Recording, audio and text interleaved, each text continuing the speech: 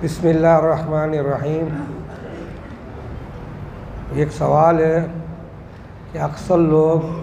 بزرگوں اور علماء اکرام کے ہاتھ کو بوسہ دیتے ہیں، اس حوالے سے قرآن و حدیث میں کیا بتایا گیا ہے اور اسی طرح قرآن کو بوسہ دینا کیسا ہے؟ ان الحمد للہ والصلاۃ والسلام علی رسول اللہ وبعد۔ احادیث سے ثابت ہے اولاد اپنے والدین کو، والدین اپنے اولاد کے ہاتھ کا یا چہرے کا، ماتھے کا بوسہ لے سکتا ہے۔ تو اس سے مستنبط بات یہ ہے کہ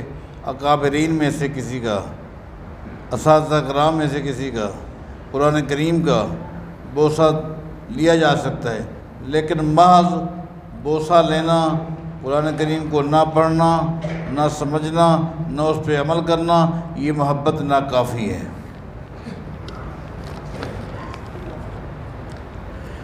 ایک سوال یہ ہے کہ اگر ہمارے سامنے ایسی دو شخصیات موجود ہوں جو دین و دنیائی عظمت کے لحاظ سے یکساں ہوں، تو ایسی صورت میں اگر ایک شخصیت کو دوسرے پر برتری دی جائے صرف اس وجہ سے کہ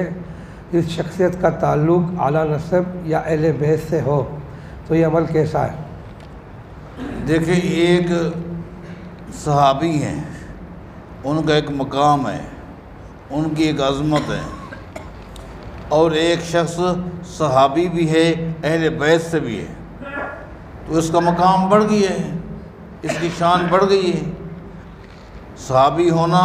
اور اہل بیت ہونا، یہ دو خوبیاں جمع ہو گئی ہیں، لہٰذا اس لحاظ سے یقیناً ان کا مقام زیادہ ہے۔ ہم نے سنا ہے کہ اگر کسی کا انتقال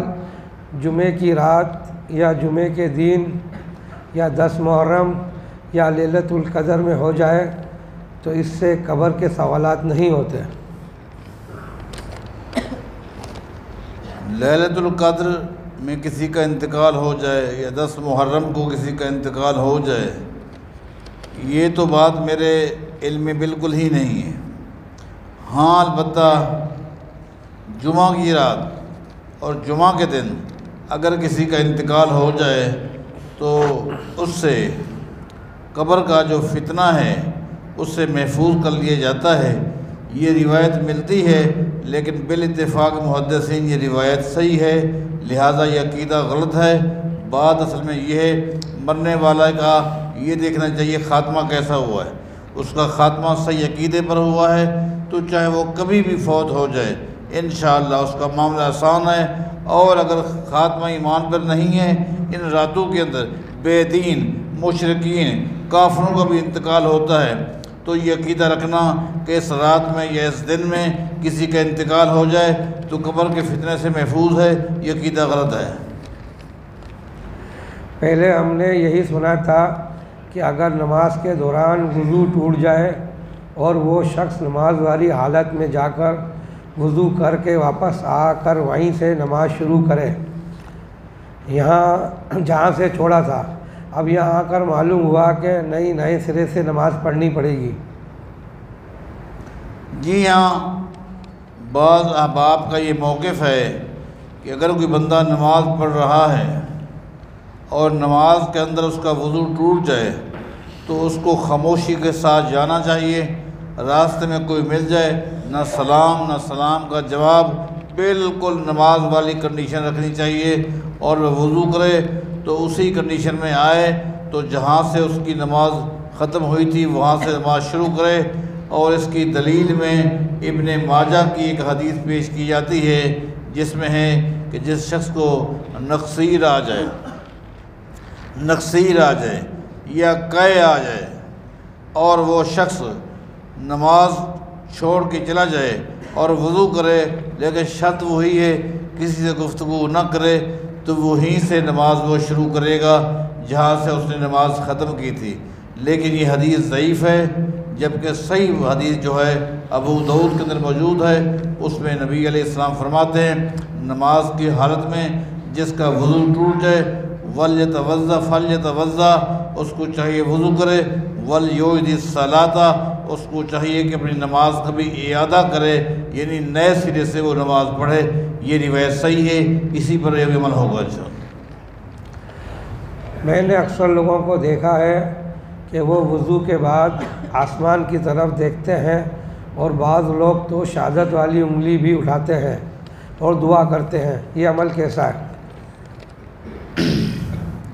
شہادت والی انگلی کو اوپر اٹھانا اور دعا پڑھنا، یہ بات تو مجھے کہیں بھی نہیں ملی، پتہ نہیں کہاں ہے۔ البتہ ایک روایت جس میں ہے جو شخص وضو کرے اور وضو کے بعد آسمان کی طرف چہرہ اٹھائے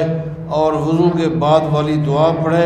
تو اس کے لیے جنت کے 8 دروازے کھول دیے جاتے ہیں، یہ ایک روایت ہے۔ لیکن بالاتفاق یہ روایت ضعیف ہے، اور صحیح روایت جو ہے وہ یہی ہے، جو وضو کرے اور وضو کے بعد جو دعا ہے وہ پڑھے، اللہ تعالیٰ اس کے لیے جنت کے 8 دروازے کھول دیتا ہے۔ اور اس صحیح حدیث میں چہرہ آسمان کی طرف اٹھانے کا ذکر نہیں ہے، لہذا یہ عمل غلط ہے۔ جمعے والے دن زوال کے وقت کچھ لوگ نماز پڑھتے ہیں، یہ نماز پڑھنا کیسا ہے اور زوال کا کتنا وقت ہے؟ جمعہ کے دن دین اسلام نے آنے والے کو ایک آسانی کی شکل میں یہ حکم دیا ہے کہ جب بھی وہ مسجد میں آئے تو آ کر وہ نوافل پڑھ سکتا ہے۔ جمعہ کے دن 10 بجے آئے، 12 بجے آئے، زوال کا حکم جو ہے وہ جمعہ کے دن نہیں ہے، بلکہ جو جس وقت بھی آئے گا وہ نوافل پڑھے گا، اور جتنے بھی نوافل وہ پڑھنا چاہے وہ پڑھ سکتا ہے۔ وہ جمعہ کے دن جو ہے زوال کا حکم نہیں ہے جمعہ کی نماز پڑھنے والے کے لیے۔ لیکن جو عورتیں گھر میں ہیں اور جمعہ نہیں پڑھتی، یا مریض ہیں، گھر پہ ہیں، یا کوئی مسافر ہے وہ جمعہ کے لیے نہیں آیا اور گھر میں ہی ہے، کسی جگہ پر ٹھہرا ہوا ہے، اس کے لیے زوال کا حکم ہے، اور زوال کے مطابق ہی وہ چلے گا۔ زوال کے وقت وہ نماز نہیں پڑھے گا،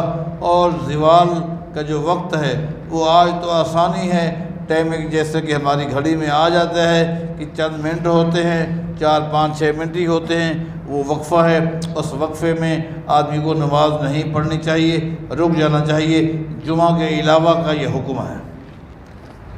ایک سوال اور ہے کہ 2 سجدوں کے درمیان والی دعا اللہم اغفر لی، کچھ لوگ کہتے ہیں کہ یہ دعا تو ثابت ہے لیکن 2 سجدوں کے درمیان ثابت نہیں ہے، اس کی وضاحت فرمائیں۔ 2 سجدوں کے درمیان پہلی بات تو یہ ہے کہ ٹھہرنا چاہیے کہ نہیں ٹھہرنا چاہیے۔ جو حضرات دعا کے قائل نہیں ہیں وہ 2 سجدوں کے درمیان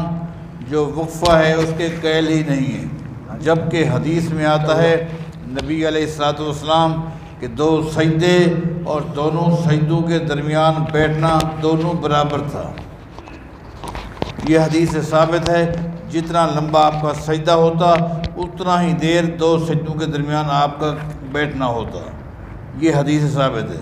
اب جب ثابت ہے کہ اتنا دیر اس نے بیٹھنا ہے تو خالی بیٹھنا ہے یا کچھ پڑھنا ہے؟ جی ہاں، پڑھنا ہے، دعائیں ہیں، بعض دعاؤں میں کچھ کلام ہے اور بعض میں کلام نہیں ہے، اللہم اغفر لی ورحمنی،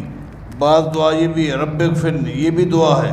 اور علامہ البانی رحمہ اللہ لائے ہیں کہ بعض آثار سے ثابت ہے، یعنی مرفوع نہیں ہے، موقوفاً ثابت ہے کہ صحابہ کرام ان 2 سجدوں کے درمیان پڑھا کرتے تھے، مرفوعاً قطعی طور پر ثابت نہیں ہے، لیکن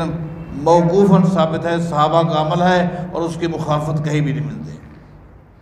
سبحان اللہ۔